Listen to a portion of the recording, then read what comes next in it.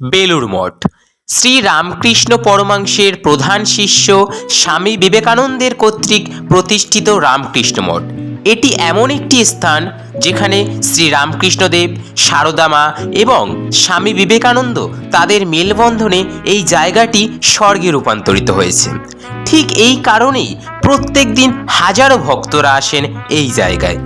কলকাতার খুব কাছে অবস্থিত হওয়ায় একদিনের মধ্যেই খুব ভালোভাবে ঘুরে চলে আসা যায়। তাই আজকের এই ভিডিওতে বেলুড় মঠে গিয়ে কি দেখবেন, ভোগ খাওয়ার সময় কখন, মন্দির আপনারা কখন দর্শন করতে পারবেন, যাবতীয় তথ্য থাকছে এই ভিডিওতে। এর আগের ভিডিও পার্ট 1-এ আমি দক্ষিণেশ্বরে কি করে যাবে সেই ভিডিও দিয়েছি এবং দক্ষিণেশ্বরে এসে পুরো দক্ষিণেশ্বরের ব্লগটাই সেই ভিডিওতে রয়েছে পার্ট 1-এ। এবার এই দক্ষিণেশ্বর থেকে বেলুড় মঠে যাওয়ার এই ভিডিওটি তোমাদের সাথে শেয়ার করছি। তো বেলুড় মঠে আসার জন্য প্রথমেই তোমাদের দক্ষিণেশ্বরে চলে আসতে হবে। তোমরা যদি দক্ষিণেশ্বরে আসার রাস্তা না জানো, আমার এই ভিডিওটা দেখে নিতে পারো, প্লেলিস্টে দেওয়া থাকবে। তো দক্ষিণেশ্বরে আসার পর বেলুড় মঠে যাওয়ার জন্য বেলুড় মঠের ঘাটে চলে আসতে হবে। এখানে এসে টিকিট কেটে নিতে হবে লঞ্চের। আমাদের সামনে একটি দিদি ছিল, তার টিকিট কাটা হয়ে গেলে আমরাও কাটবো। আমরা টোটাল ছিলাম 3 জন, তাই 3টে টিকিট কিনে নিলাম। আমরা 3 জন বন্ধু মিলে গিয়েছিলাম বেলুড় মঠে। তো এখান থেকে 3টে টিকিট নিয়ে লঞ্চের উদ্দেশ্যে যাব। লঞ্চ আসতে একটু লেট হবে, কারণ দেখছিলাম এখনো কোনো লঞ্চই আসেনি। একটাই লঞ্চ ওই বেলুড় মঠের ঘাটে যায়, ওখান থেকে আবার এই দক্ষিণেশ্বরের এদিকে আসে। একটাই লঞ্চ যাওয়া আসা করছে। আমাদের 3টে টিকিট কাটা হয়ে গেল। এইবারে আমরা যাব ভেতরে। ওখানে গিয়ে বসতে হবে কয়েক মিনিট বলতে প্রায় 30 মিনিট মতোই বসেছিলাম। লঞ্চ আসতে অনেকটাই দেরি করছিল। সো এখানে যে নিয়মটা আছে সেই টিকিটটা স্ক্যান করে তারপরে ভেতরে যেতে হবে। তো একজন করে এই কাকাটা স্ক্যান করে দিচ্ছিল। তো সবার টিকিট নিয়ে স্ক্যান করছিল, আমি দিলাম। আমার টিকিটটা স্ক্যান করলো এবং অনেকটা মেট্রো টাইপের, লঞ্চের এটা অনেকটা যেরকম মেট্রোতে থাকে ওরকম। তো আমরা স্ক্যান করার পর ভেতরে চলে আসলাম এবং যেটা বলেছিলাম, এসে দেখো কতক্ষণ দাঁড়িয়ে থাকতে, আর অনেক ভিড় হয়ে গেছে। এবার লঞ্চটা আসার পর সবাই আস্তে আস্তে লঞ্চের দিকে যাবে। তো চলো। আর আমার চোখে একটা জিনিস পড়লে দেখো, গঙ্গায় যারা টাকা ফেলে, পয়সা ফেলে, এই কাকাটা একটা লোক ওই গঙ্গার মধ্যে চলে গেছে ওই টাকা করতে, চম্বুক দিয়ে কোড়াতে। তো লঞ্চে যাওয়ার রাস্তাটা খুলে দিল এবং আমরা গুটি পায়ে লঞ্চের দিকে এগোলাম। তো লঞ্চে দেখতে পাচ্ছ আমরা চলে এসেছি এবং এই লঞ্চ থেকে তারপরে বেলুড় মঠে যাব। আর এখন সবে ঘড়িতে বাজে 1:30। দক্ষিণেশ্বরেরও মন্দির বন্ধ হয়ে গিয়েছে, বেলুড় মঠেরও মন্দির বন্ধ হয়ে গিয়েছে। আমরা আজকে বাড়ি থেকে অনেকটা লেটে বেরিয়েছিলাম, তাই আমাদের এই ভোগটা হয়েছে, এই বিপদটা। তো যাই হোক, গিয়ে ওখানে অনেকক্ষণ বসে থাকতে হবে, প্রায় 1.5-2 ঘন্টা বসে থাকতে হবে। তারপরে বেলুড় মঠের গেট খোলে 3:30-র সময়। 3:30 থেকে রাত্রি 8:30 পর্যন্ত শীতকালে খোলা থাকে, আর গরমকালে 3টে থেকে রাত্রি 9টা পর্যন্ত খোলা থাকে। এই হচ্ছে গরমকাল আর শীতকালের কখন বেলুড় মঠ খোলা থাকে সেই টাইমটুকু। তো সুন্দর মনোরম পরিবেশ, লঞ্চে আছি, এই মনোরম পরিবেশ উপভোগ করতে করতে চলে যাচ্ছি বেলুড় মঠের উদ্দেশ্যে।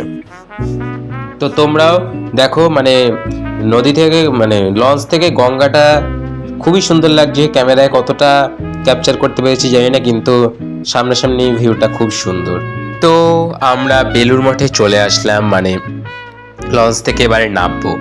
আর নামার পর সবকিছু তোমাদের সাথে শেয়ার করব, ভিডিওটা কন্টিনিউ করো।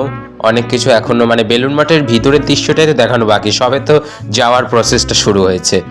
তো লেখাটা ক্যামেরায় উল্টে গেছে, এটা দেখে লাভ নেই। ভেবেছিলাম ওখানে লেখা ছিল আর কি বেলুড় মঠে যাওয়ার রাস্তাটা, আর কিছুই না। তো ক্যামেরায় ধরলে যেটা হয়, পিছন দিক থেকে ধরেছি তো পুরো ব্যাক সাইডে যেরকম হয় লেখাটা ঘুরে গেছে। তো বেলুড় মঠের সামনে আমরা চলে আসলাম এবং আসার পরে দেখতে পাচ্ছ বেলুড় মঠ বন্ধ। টাইম হয়নি যেটা বলেছি, তা অনেকক্ষণ বসে থাকতে হয়েছে, অনেকক্ষণ প্রায় 1.5-2 ঘন্টা মতো বসেছিলাম। তারপরে অনেক পরে বেলুড় মঠের গেটটা খুললো আর প্রচুর দর্শনার্থী ছিল। তোমরা দেখো ভিউটা। এটা হচ্ছে গিয়ে রামকৃষ্ণ মন্দির সামনের, এটা এখানে এর ভেতরে সবাই ধ্যান করে। ভেতরে ভিডিও করতে দিচ্ছিল না, তবুও তোমাদের সাথে শেয়ার করব। দেখো অনেকটাই ভিডিও করার চেষ্টা করেছি। তো ভিউটা দেখো, অনেক দর্শনার্থী এসেছিলো, মানে এখানে ডেলি দর্শনার্থী হবে, প্রচুর ভিড়। তো এই মন্দিরের ভিতরটা খুবই শান্ত, আর মন্দিরটা তো মানে খুবই সুন্দর, পুরো রাজপ্রাসাদ। দেখো মন্দিরের ভেতরটা ধ্যান করে, মানে সবাই ধ্যান করছিল, গিয়ে দেখলাম খুবই শান্ত মন্দির। দেখো মানে ভিডিও করতে দিচ্ছিল না, তাও লুকিয়ে লুকিয়ে ভিডিও করলে যা হয়। দেখো ভিডিও করার চেষ্টা করেছি। ভিতরটা খুবই শান্ত ছিল। এবং এইটা হচ্ছে গিয়ে যে ধ্যান করেছিল সেই জায়গাটা, আর এইটা হচ্ছে গিয়ে আমাদের শ্রী শ্রী রামকৃষ্ণ ঠাকুর এইটা। আর এইটা হচ্ছে গিয়ে রামকৃষ্ণ ঠাকুরের যে ওল্ড বেলুড় মঠ, এটা হচ্ছে ওল্ড বেলুড় মঠে এখন আমরা আছি। এই ওল্ড বেলুড় মঠ থেকে এটা হচ্ছে স্বামী বিবেকানন্দের পাশে যে আম গাছ, ওই আম গাছটা ওইটা। আর এইটা হচ্ছে গিয়ে মিউজিয়ামের ভেতরের কিছু দৃশ্য। সবটা তো ক্যাপচার করতে পারিনি, যতটা ক্যাপচার করতে পেরেছি ততটাই দেখানোর চেষ্টা করেছি। এটা হচ্ছে গিয়ে মানে মিউজিয়ামের যে ভেতরের কিছু দৃশ্য, সেই দৃশ্যটা।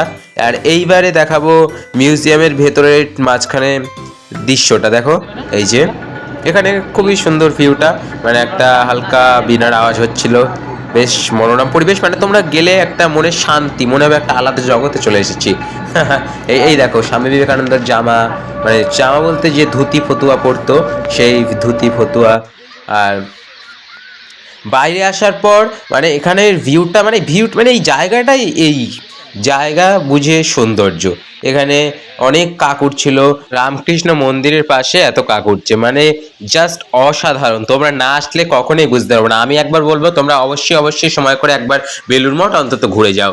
দেখো কত কাক উঠছে। আর আমরা যেহেতু বললাম দুপুর টাইমে চলে গেছিলাম, তাই বিকেল টাইমে ঢুকতে হচ্ছে, আর বাড়ি আস্তে আস্তে পুরো রাত্রি হয়ে গেছে, তাই বিকেল টাইমে প্রচুর কাক এসেছিল। এটা হলো গিয়ে বেলুড় মঠের ওল্ড মঠের যে ব্যালকানি, সেই ব্যালকানি থেকে দৃশ্যটা।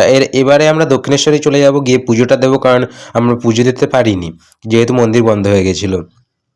তো আমরা দক্ষিণেশ্বরে চলে আসলাম এবং 3টে ডালা কিনে নিলাম। ডালা কিনে নিয়ে এবার পুজো দেবো। এখন বাজে ঠিক ঘড়ির কাঁটায় 7টা 30, মানে আমাদের পুজো দিতে দিতে প্রায় 8টা 9টা বেজে যাবে। আর বাড়ি যেতে যেতে ঠিক কত রাত্রির হবে তোমরা বুঝতেই পারছো।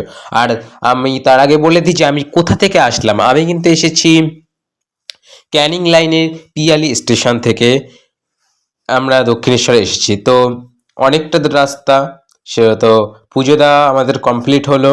আর ফোন নিয়ে তো ঢুকতে দেয় না, তোমরা জানো দক্ষিণেশ্বরে ফোন জুতো সমস্ত কিছু কাউন্টারে জমা দিয়ে তবেই পুজোর ওখানে ঢুকতে হয়। এটা হচ্ছে দক্ষিণেশ্বরের নিয়ম। বেলুড় মঠেতেও ফোন নিয়ে ঢুকতে দিয়েছে, তাই কিছু ভিডিও করতে পেরেছি। কিন্তু দক্ষিণেশ্বরে ফোনের কোনো, মানে ফোন নিয়ে তুমি জীবনে ঢুকতে পারবে না। ওখানে পুরো একদম চেকিং হয়ে তারপর ভেতরে ঢুকায়। তো আমাদের যা ফোন ছিল জুতো ছিল সব কাউন্টারে জমা দিয়ে তারপরে পুজো দিলাম। তো এবারে দেখতে পাচ্ছ পুরো রাত হয়ে গেছে, সন্ধ্যা, বাইরে পুরো অন্ধকার। মানে এসছি দিনের বেলা, যাচ্ছি রাতের বেলায়। তো দিনের বেলায় এসেছি, রাতের বেলায় যাচ্ছি, যাই হোক। দেখো আর আমরা যখন এসেছি মানে দক্ষিণেশ্বরে যাচ্ছিলাম, তখন এই ফ্লাইওভারটা বন্ধ ছিল, তা এখন খুলেছে। রাত যাওয়ার সময় দেখছি খুলেছে। তো এখান থেকে যাই স্টেশনের দিকে। মানে দক্ষিণেশ্বরে আসার সময় আমরা মেট্রোতে এসেছিলাম, এবারে যাব ট্রেনে। তো যাওয়া যাক স্টেশনের দিকে। তো এখানে বন্ধুরা মিলে কিছু ফটো তুললাম, ফটোশুট করলাম এই ফ্লাইওভারে। এখান থেকে ফটো তুলে তারপরে স্টেশনের দিক যাব। তো এত শীতের মধ্যে দেখো আমার একটা ফ্রেন্ডের কোনো ঠান্ডা ফান্ডা লাগছে না, যদিও আমাদের কাছেও সোয়েটার ফোয়েটার ছিল না, তবু ও জাস্ট একটা গেঞ্জি পরা ছিল, স্টিল বডি। তো এত ঠান্ডার মধ্যেও যে আমরা তো বুঝতেই পারিনি যে এত রাত্রি হয়ে যাবে, কি করে সোয়েটার ফোয়েটার আনবো। যাই হোক কষ্ট করে যেতে হবে এই ঠান্ডাতেই। তো এখানে একটু ফটো, এখানে একটা 2-4টে ফটো শট করলাম, ফটো তুললাম এখানে। তারপর এই দেখো এটা লেখা আছে। তো আমরা দক্ষিণেশ্বর স্টেশনে চলে আসলাম এবং এই দক্ষিণেশ্বর স্টেশন থেকে ট্রেনের টিকিট কেটে নিয়ে এবার আমরা যাব শিয়ালদায়। তো শিয়ালদা যেতে যেতে কত দৃশ্য চোখের সামনে পড়ে দেখো। এখানে মানে দুটো ট্রেনই শিয়ালদা দিয়ে যাচ্ছে, এপাশে একটা ওপাশে একটা। এবার দুটো ট্রেনকেই সিগন্যাল দিয়ে দাঁড় করিয়ে দিয়েছে। এবারে দুটো ট্রেনের মাঝখান দিয়ে একটা এক্সপ্রেস যাবে। মানে কি পরিমাণে হাওয়াটার, মানে দুটো দিকে আটকানো, মাঝখান দিয়ে এক্সপ্রেসটা বেরোবে দেখো। ওই পাশের ট্রেনটাও শিয়ালদা যাবে, এই পাশের ট্রেনটাও শিয়ালদা যাবে, দুটো ট্রেনই শিয়ালদা যাবে, আর মাঝখান দিয়ে এক্সপ্রেসটা বেরোবে। তো যাই হোক, মানে যেতে যেতে অনেক দৃশ্য চোখে পড়ে, সব দৃশ্য দেখানোর চেষ্টা করি, দেখো তোমরা। তো আমরা কথা বলতে বলতে চলে আসলাম শিয়ালদা স্টেশনে। এবার এই শিয়ালদা স্টেশন থেকে তোমাদের একটা ঘটনা বলি, একটু মাত্র 1 মিনিটের জন্য আমরা ট্রেনটা পাইনি। মানে 1 মিনিটের যে এত দাম, তো কি বলবো, অনেক দাম, অনেক সময়ের অনেক দাম। যাই হোক, অনেক ছুটেছিলাম ক্যানিংয়ের ট্রেনটা ধরার জন্য, কিন্তু গার্ড দেখেছিল, ট্রেনটা দাঁড় করায়নি। কেন থেকে 9:30টায় যে ট্রেনটা ছাড়ে ওই ট্রেনটা পাইনি। তো প্রায় 30 মিনিট বসে থাকার পরে 9:30টার পরে ট্রেনটা ছেড়েছিল যতদূর সম্ভব, হ্যাঁ সরি 30 মিনিট না, 1 ঘন্টা। প্রায় 10:30টায় আর একটা ট্রেন ছিল, ওইটা ধরে 11:30টার সময় আমরা পিয়ালি নামলাম। তো পিয়ালি নেমে এখন বাড়ির দিকে যাচ্ছি। তো আজকে অনেক জার্নি হয়ে গেছে, অনেক তোমাদের সাথে যতটা পেরেছি শেয়ার করার চেষ্টা করেছি। এবং ভিডিওটা কেমন লাগলো অবশ্যই একটা কমেন্ট করে জানিও, আর ভিডিওটা লাইক করে দিও, আর চ্যানেলে নতুন হয়ে থাকলে চ্যানেলটা সাবস্ক্রাইব করে দিও। আর রাস্তা দেখতে পাচ্ছ পুরোই ফাঁকা। তো আমি বাড়ির দিকে যাই, আজকের মতো টাটা, দেখা হচ্ছে নতুন কোনো ভিডিওতে। Best of luck.